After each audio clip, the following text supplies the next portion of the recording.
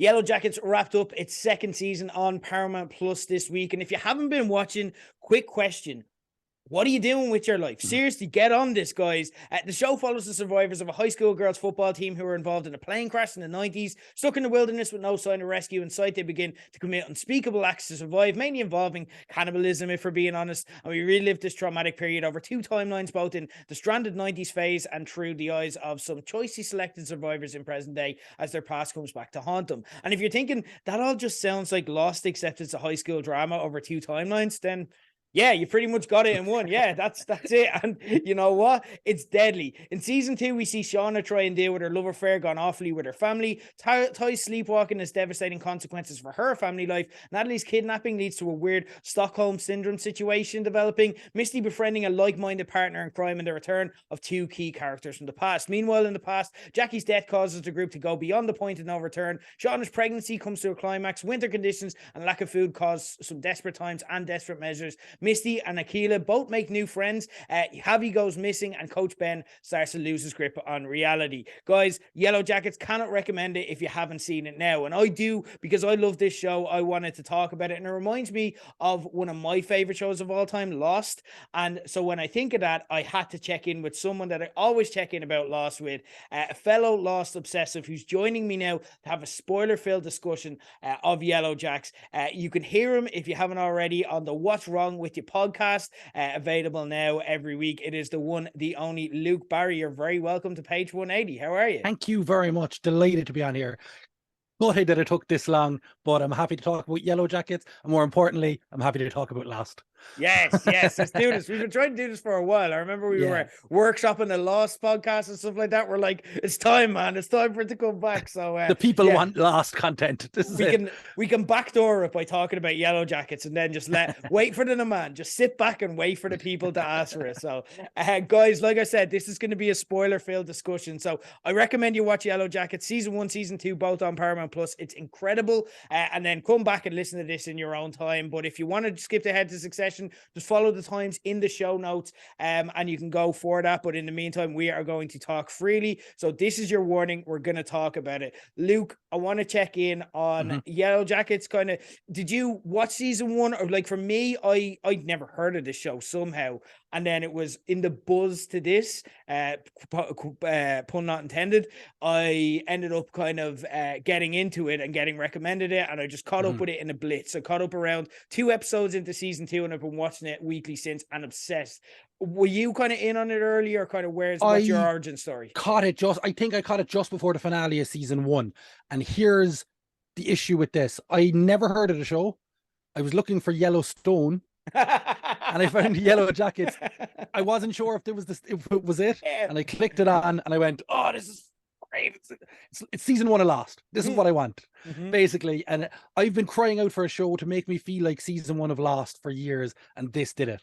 Wow! Okay. Right away. I had that feeling of trying to solve the puzzle, trying to I suppose the mystery of it kind of really like drew me in straight away. I think I created mysteries in places that there wasn't in season 1 when I was watching it, because I don't think it's as deep into the mystery as Lost is. But yeah, I went looking for Yellowstone, I found Yellowjackets, still haven't watched Yellowstone. So it is, and confusingly on the same network, and often it airs around the same time. Like, so yeah, it is. It's a strange one. But yeah, look, it is an amazing show. We'll get right to it then. We are both huge Lost fans, and this season in particular, like, again, it starts on a plane crash where we have survivors in a weird island. Again, it's all there, but they kind of just left it at that in season 1. This season, they're like, no, we're lost. Like, we are lost. There's no two ways about it. There's a hatch. There seems to be others. They're going for it, and they're not holding back. This is very much definitely a second location now as well, which is where Lost started to evolve into absolute batshit craziness, which is excellent. It's what I want. I think it is, the similarities are there, and they're leaning into it. And I think it was a season 1, I think someone even made a joke, well, this isn't an island, somebody said at one stage, and I was like, I know what you're doing. And like the actual the hatch scene this season, 100% that was are we going to do it? Are we going to do it? No, we're not going to do it. Kind of a thing, I think. And it's excellent. Yeah, they Love it. know it. They know it, and it's great to do. And like, but with that, is it kind of like I kind of know the answer to this. You've already kind of alluded to it, but so you're like, this is I'm in. I want this Lost tribute show, or do you feel that it's kind of standing on its own 2 feet, but kind of winking and nodding to Lost? Or do you feel that it's a bit of a cheap trick? Like, where do you stand with it? Like, or I is it just think ticking that box? I think it is standing on its own 2 feet, but the writers and creators seem to be also aware that it is going to be referenced. They're using a lot of the same tricks as Lost, I've noticed as well. Lost was famous for Sawyer's literature. Mm. Whenever Sawyer was Yes. reading something, if you went online and you searched what that was, it would be a kind of an indication of either what was about to happen or what Sawyer was feeling at that time.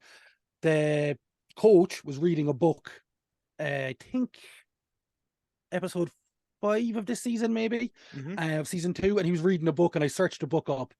Exact same thing. It's about a man who's trapped and he doesn't know what to do, and he's stuck. I can't remember the name of the book offhand now, but I went, are they doing the Lost thing there? And I searched it, and there, Yeah. there, even with the literature kind of nods and stuff. But I think it is standing on its own 2 feet.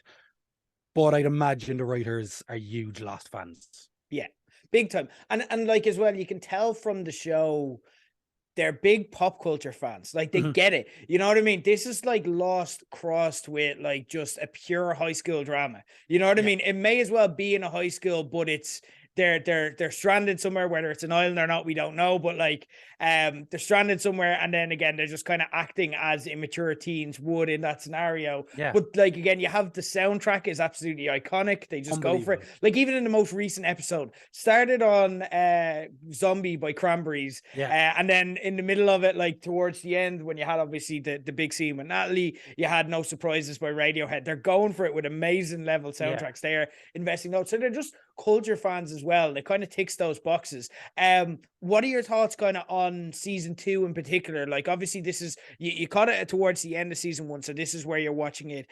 For me, it's tough to differentiate because season 1 crashed into season 2, pun not intended. But like for me, but like what were your thoughts on kind of following this? Did this live up to season 1 for you?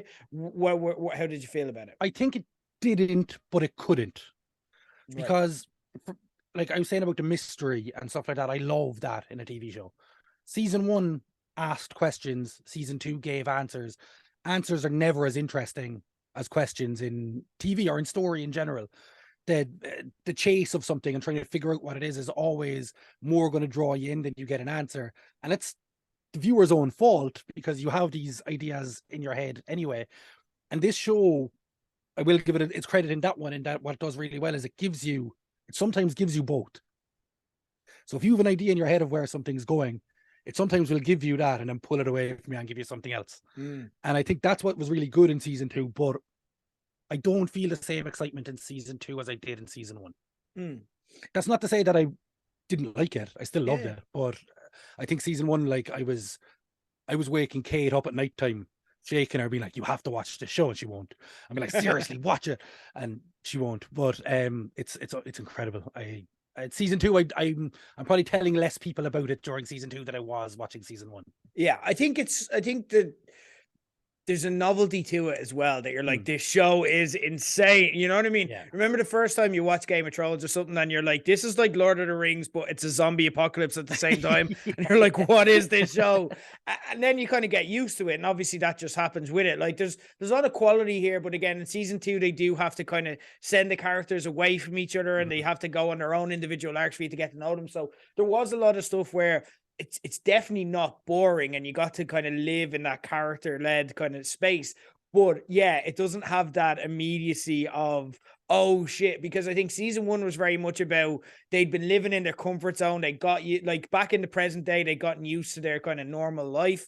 And in like kind of but like again, there was this inciting incident where it's like, oh shit, people are about to find out what they did. And we don't know what they did. And that's kind of the mystery that we're following in the past timeline of what is it that they're so ashamed of? Why are they trying to hide? So they had to convene together. Whereas in season 2, for the sake of spreading it out, they had to split them up and they had to kind of go on their own arcs so we could get to know them better as an audience. So it's nothing against the season, but it is going to be less impactful because again, there's not that urgency and that immediacy because they have to stretch it out.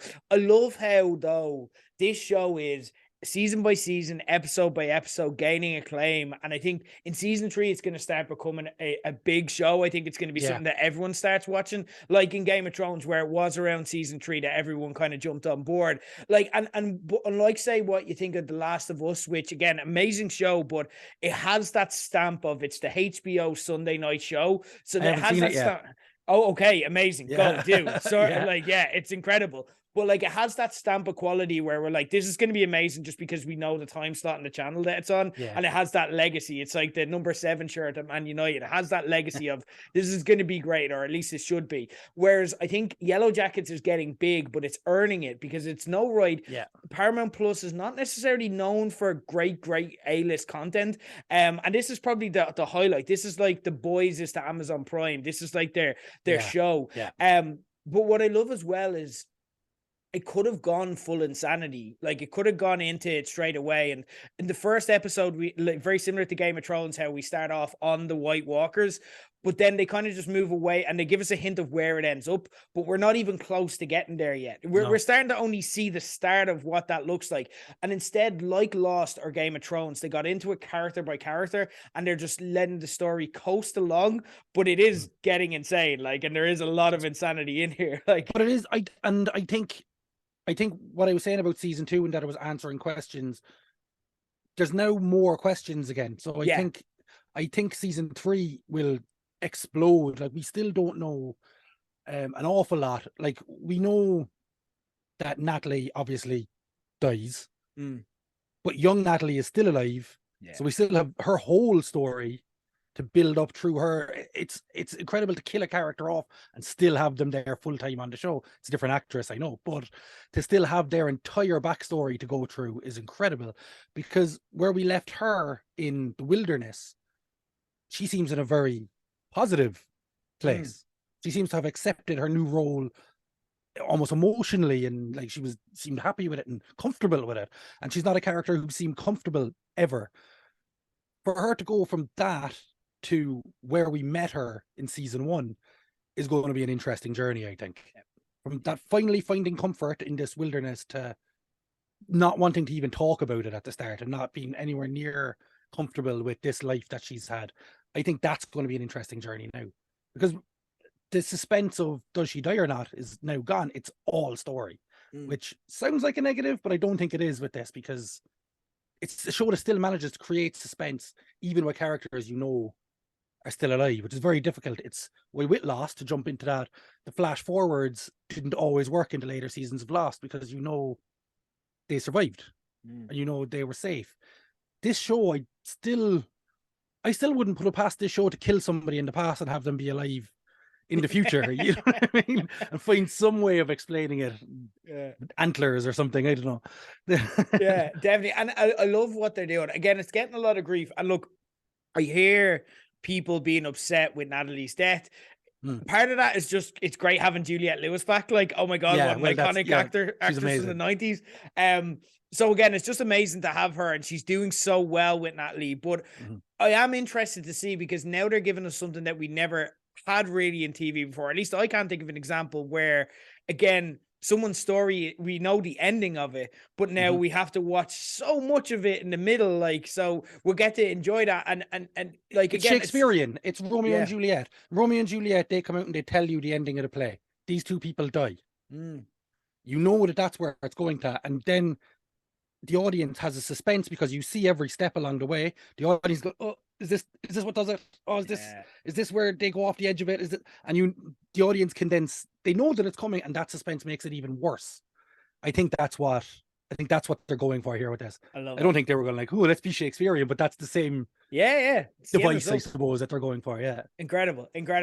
In terms of this season, is there one episode, and I know you're kind of, and thank you, you kind of flew through the last few episodes as well, to kind of, so we could have this chat as well. So like, what is there any one episode, and I appreciate a lot of them maybe blurred together, but is there one that kind of sticks out to you, or one kind of moment or thing where you're like, that was the peak of this season? When you think back to this season, what is it you'll think of? And I wonder if we're gonna have the same one here. There's a few big ones, but in terms of character, right, Sean has the most interesting character for me in this show, because Melanie Linsky, isn't it? Is Yeah. Linsky that? She's an incredible actress. Like, she plays this innocent person so well, but she can turn this edge of menace on out of nowhere. And actually, same with the girl who plays the younger version of her. She exact same. She's able to just darken her eyes or something. I don't know what it is, but the scene where she takes the gun out of the carjacker's hand Yes. blew my mind. I was just watching it and I was just like, she doesn't give a shit. She literally doesn't give a shit. And then when she goes into the office to get the car back, I was like, what the? For me, as a character step, I suppose, a step for a character to show us as an audience what she's capable of, that's something that, like, this is a cold-blooded woman who does not care. She possibly cares about her daughter. She doesn't care about her husband, but she cares about being disrespected for some reason by this person, and she will kill him and doesn't care if she has that. And for me, that drove everything. That I was like, oh, these, like, obviously we know they're damaged women. They're damaged women. Like, they're pretending to be damaged in a way that we saw in the first season, but this is the way they're actually damaged. Yeah. And I think kind of we got that towards the end in the last episode, where we could really see the consequences of that damage, where they had the hunt, because obviously they went into it and they're very much like, oh, we're not going to do this. This is just a thing. But then when they get into that mindset, they're like, no, this is who we are, and they have that light bulb moment, and they don't say it. We, the audience, realize it at kind of the same time that they do, where they're like, no, we're going to do the fucking hunt because this is who we are. And we're in this mindset. And actually, like, everything we do outside of this is us putting on our public face. This is who we are at our core. Batman. Yeah. That's what it is. But I think there's a thing of, they all seem a bit afraid to do it, but I think they're afraid to do it because they want to do it. Yeah. It's not that they're afraid to do it because they don't want to do it, which there's a big difference in the characters in that. One other moment that I want to mention, because I actually jumped out of my seat, and it was when they were all together in Lottie's camp or whatever for the first time, and the camera pans out and the symbol was on the actual grounds of the camp. I jumped up and I was like, holy shit, this show is incredible. This is amazing. Like, just that shot alone made me, talking about it, I actually get goosebumps. It's Blair Witch, it's Lost, it's amazing. It just actually, I'm getting excited about it now, talking about it. And it's like, as well though, what I love about it is it's such an unreliable narrator show, in that we can't be certain that that's actually the case. You know what I mean? It's almost like, is that happening? Because they haven't even, they've hinted towards kind of mysticism. They've hinted towards there may be other things going on. There may be magic at play or something like that as well. But also, it could just be shared delusion. It could just be insanity. It could be kind of just trauma bonding, and kind of that's led them to kind of believe these things. With Lottie, that's very much seems to be the way they're going with it. Yeah. That scene with her talking to her psychiatrist was incredible as well.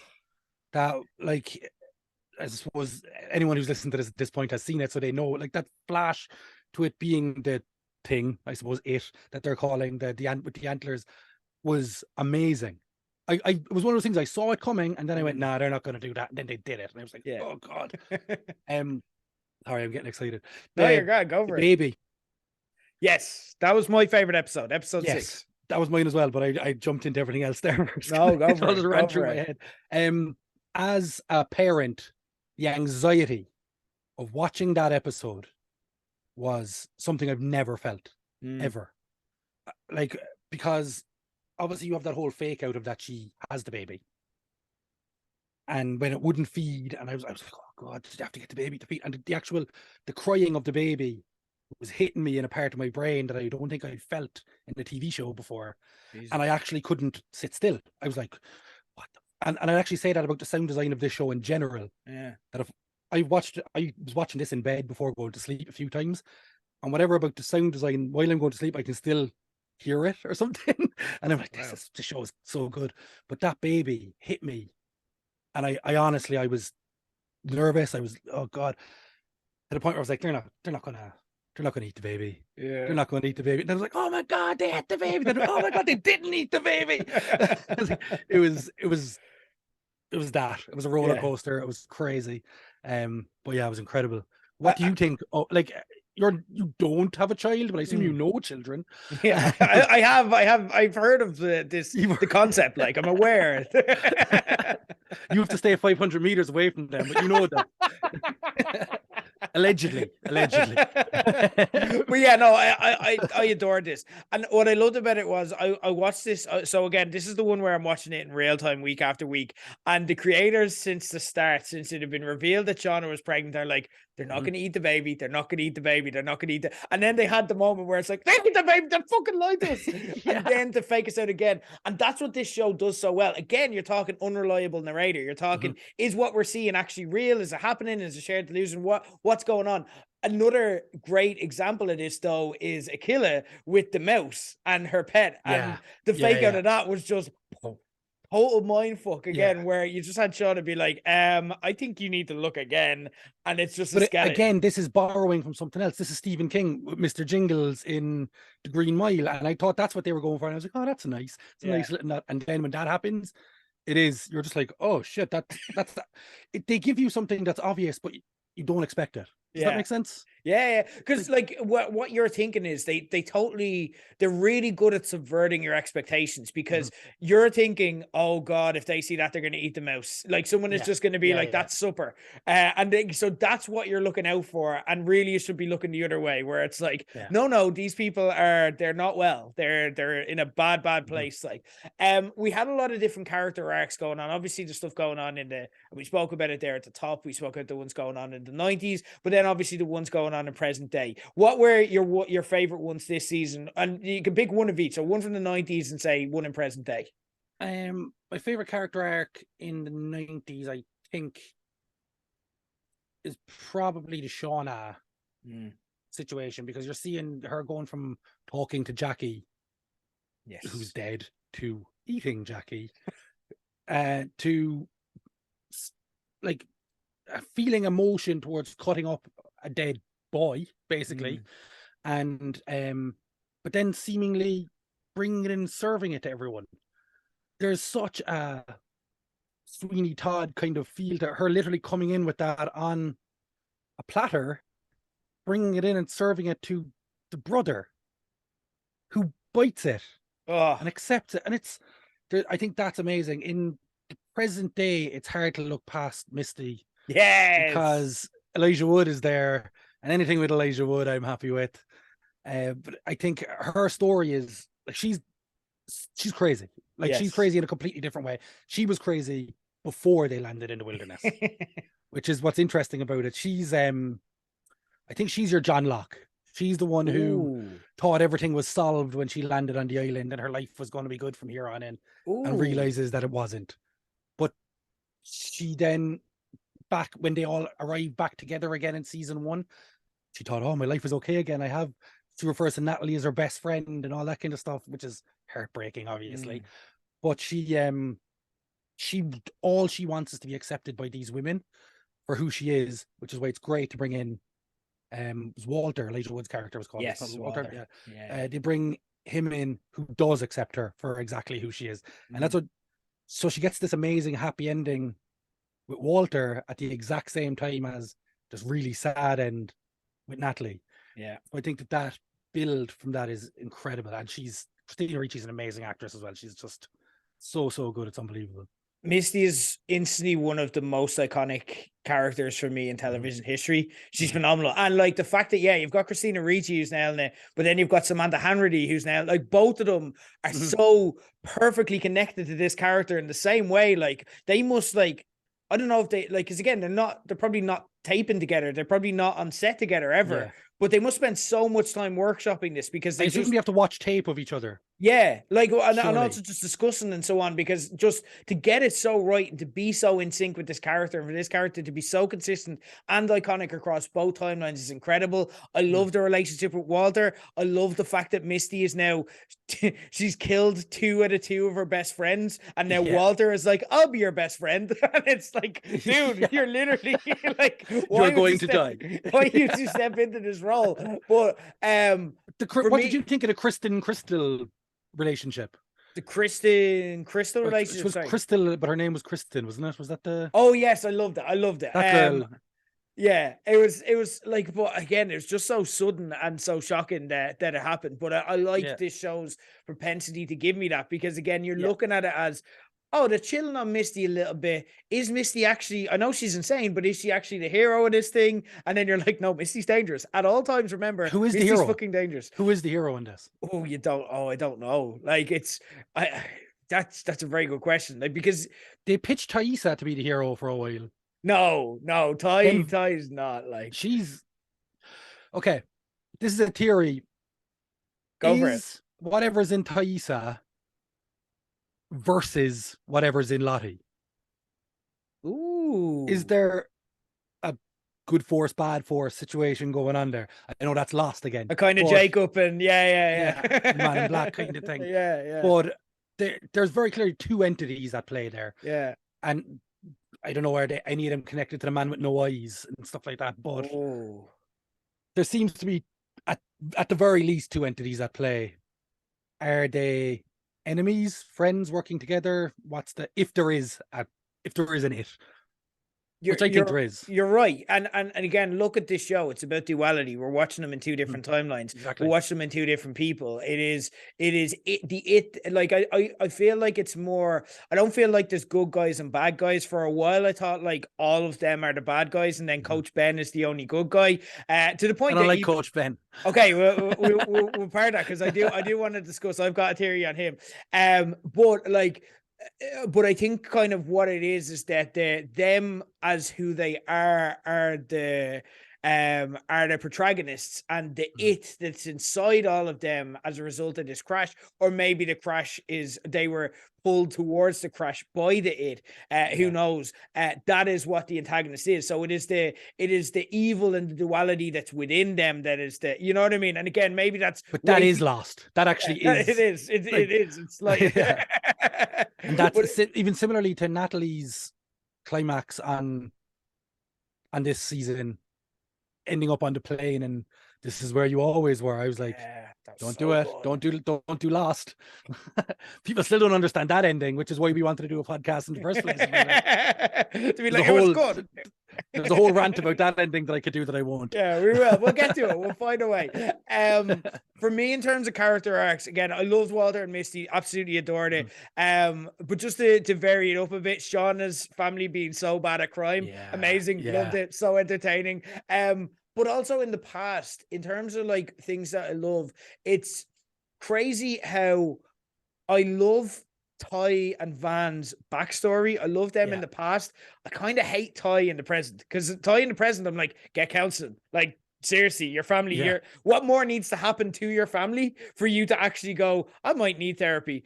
You climbed up into a tree and watched in your son's bedroom, then killed your family dog. Go get help. Yeah, like, whereas in the past it is intriguing, and I love the one of my favorite reveals from this season was you ate her face. And then, like, amazing stuff. And this show is just that's the thing. Van seems cold enough.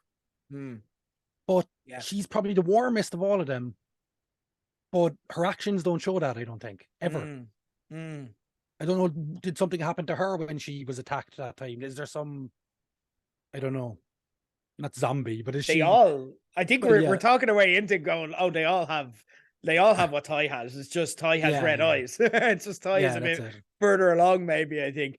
Ty has had it since birth, presumably, or because the man with no eyes seems to be a family thing for her. Interesting. Okay.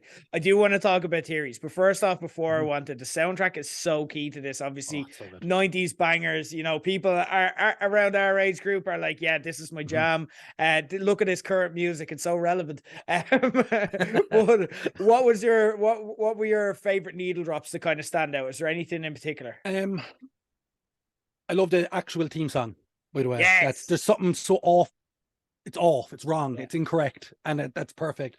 But I think Street Spirit, Radiohead was perfect, or Killing Moon. Killing Moon is iconic for anything like this, and it just took me straight into Donnie Darko as a teenager watching that. And similarly, coming up with theories. What is this? That also is a time loop situation, which is what Lost was, which is what this show could be. So I don't know.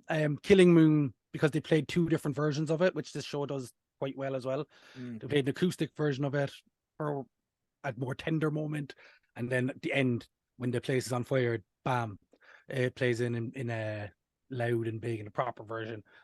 I think Killing Moon, because if you can't nail a good season finale song, you got something wrong with your show, I think. Yeah, they nailed it. They did. For me, and again, I go back to episode 6. I thought this was just the show operating at its peak. It was showing off at times. Song 2 for again, Oh, they're so good at the subversion song where it's like they're playing exciting or almost fun song for like, or an upbeat song for a downbeat moment. And it just, again, like you say with the theme song No Return, it just throws it off. Constantly you're just off balance because it's not the song isn't matching the actual scene, but song 2 matched with the scream of Shauna, so that everything is loud, and we're not able to be concerned. But again, when you think of what happened throughout the episode, again, they needed to throw us off. They needed to just stop us being able to think, well, what's going to happen? Is the baby going to survive? This isn't sanitary. What's going on? All those questions that we thought of afterwards in hindsight, they didn't let us think that because they just took us on this roller coaster, this thrill ride, and they just used shut our the brain music down, basically. Exactly. Yeah, they used the music to kind of shut us down, but then also ending the episode, because obviously you have the whole thing, which, and one of my main regrets from this, although I did love Walter at the end coming in to save the day and shutting the investigation down. I did want to see the pedophile policeman. I didn't want to see him get eaten. I did want to see the guys go, hey guys, you know what? It's been a while since we've had a good meal together. And I did want him to be on the menu. I think he will. Yeah, well, there's still time. He's still around. And I think Callie will be the one to do it. Okay. Whoa. Oh, there you go. Okay. Because I'm basing this solely on Lottie looking directly at her said, she's very powerful. Oh, shit. About Callie. And I went, okay, this TV show in that episode already did the Chekhov's gun thing. Yeah. Literally. That they showed the gun at the start and then it showed up later on. That's setting something up. Yeah. It showed she's very powerful coming from someone like Lottie while talking about that they all have something in them. When Lottie was obsessed with Shauna's baby in the woods as well. There's something there, definitely. I think Callie is going to cannibalize somebody at some point in season 3 or possibly 4. Okay. Well, yeah, you can absolutely see it because she just is play this back when it happens. Yeah, she's following the Shauna playbook, so like it would not surprise me at all. But again, just the ending of season 6, while they're kind of building up that tension, ending on "Fuck the Police" by NWA, fantastic stuff. The show's just showing off at times. It's just like we're just gonna do the thing you want us to do because we're just gonna give it to you. We're already kind of getting into our theories, and I realize this is a very whistle-stop conversation. It's just that if we wanted to, we probably would go 3 hours discussing everything. But we do want to talk about kind of, you've given us a couple of theories. Hit me with, is there anything else, or have you got a big one that you're kind of working on? Because obviously the best part about Lost, and this kind of channels that in a very good way, is it does encourage the theorizing. So is there anything else you're thinking of? There's others. There's very definitely others there. Yeah. I don't know in what context, but I'm waiting for that tunnel or cave or whatever that was that Javi was in to become a trail to somewhere else. I also think that these others have been setting stuff up for them, the plane, all these kind of things. For Jackie, all that kind of stuff has been set up. The cabin itself was very much set up for them from day one. I think there's something to that. I think it's going to go down the last path of the plane was called there rather than it happened to crash there. There's going to be something to that. Whether it's supernatural or not, I don't know. I think, I don't know whether it's going to become part of the plot, but I think a lot of the behaviors of the people involved in this show comes from Wiccan tradition of witchcraft, or what people said they were up to rather than what they were actually up to, or what it actually was a bunch of women going into the woods to get away from men, most likely. But what they thought they were was naked in the woods, dancing and eating men and killing them and all that kind of stuff. Right. I think this comes from that fear that men have of women when they're alone, which brings back that whole side of it. I don't know if witchcraft is going to come into it as a result of that, but that's what I'm seeing. And that's where the imagery of the wilderness and the worshipping of the wilderness is witchcraft. It's Wiccan. That worshipping nature is what Wiccanism is. It's what it started as. I think that's where it's going to go. Witchcraft. Oh, I love it. Oh, I love it. Oh, I'm all in. Oh, why is this finishing? Why will it be like, and the writer strikes, so I'll probably be like 2 years before we get to the season. Okay, I've got one where I didn't have this until literally I watched the last episode a couple of days ago, because I thought that this person was a goner. Now Mhm. I did, because they weren't. And because their point, this is a show, again, we spoke about, that is into subverting your expectations. They are pointing so heavily towards this. Characters are openly discussing eating this person, that I think this is all a big fake out. And I think my big theory is that Coach Ben is alive in the present day. He Yeah. not only does he not Yeah. get eaten, they're gonna have a scene where, like, there's gonna be like a reveal where, again, the part where we think he's in a very similar to where Natty's story is just starting in the past and then she dies in the present day. Just as we think Coach Ben is gonna die in the past and they're gonna eat him, Mhm. we cut to the present day and we see this guy walking around on a walking stick.